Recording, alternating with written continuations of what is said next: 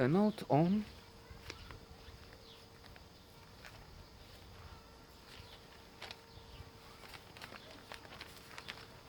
a perfect murder. Ah!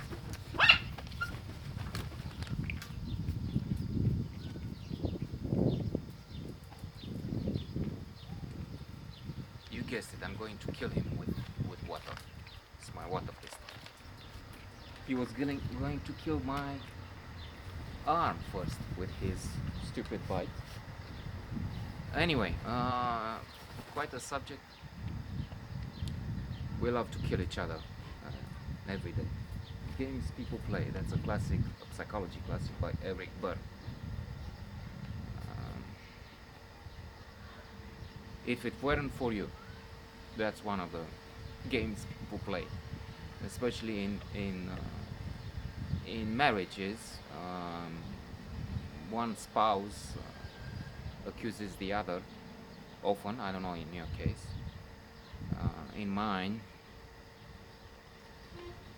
I better be careful. It happens.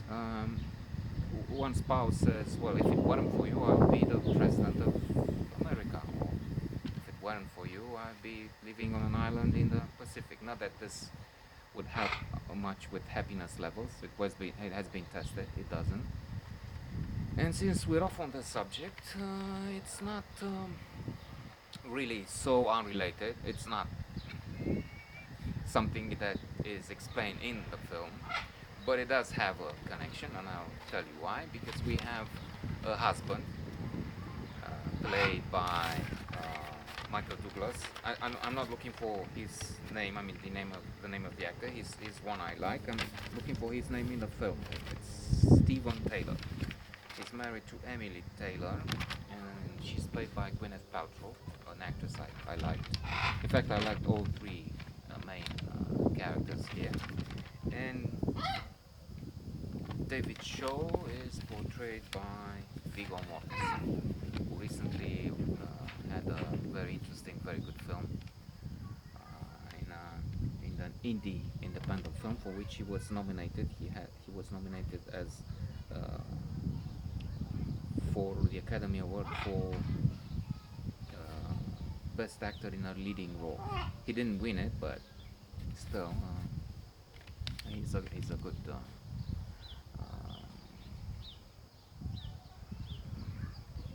In fact, not good, excellent professional, who has been involved in some interesting independent films recently. He's also on HBO these days with a film that takes place in Algeria. I forgot the name. Interesting story, a professor, but Britannic.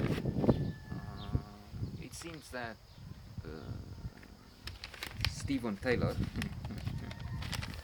aka Michael Douglas, was accusing or was thinking that Emily Taylor is a wrong presence in his life. If it weren't for you, I would be so well off, so happy. And she decides to end this game and really see what happens if it weren't for her.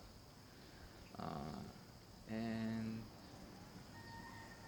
talks to David Shaw and makes an offer he can't refuse, like in The Godfather, blackmail, and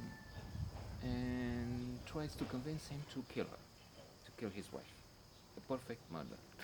So you have it in the title, and this is happening early on. I will not say what happens, just in case somebody watches this and that somebody wants to see the film.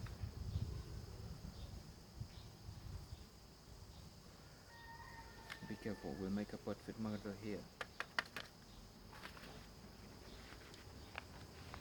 No more annoyance. Anyway, Emily has an affair with David Shaw, who is an artist, and Michael Douglas tries to speculate on that. I mean, tries to use that to his advantage.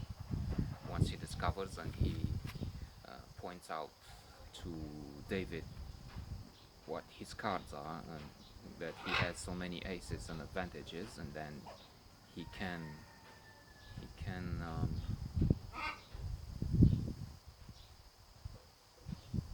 he can crush him. That's what he threatens, and that's what he thinks, maybe.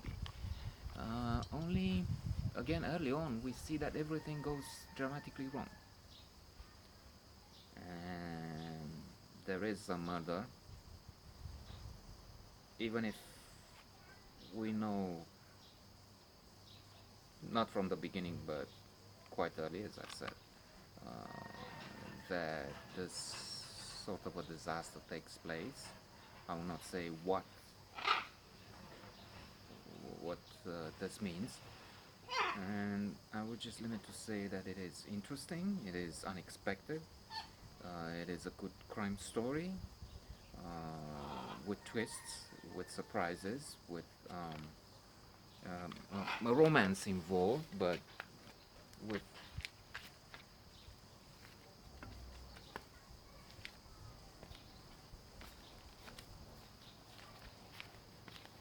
with the usual, maybe I should say, well, you thought you knew about him? Well, look, you didn't. Very good film.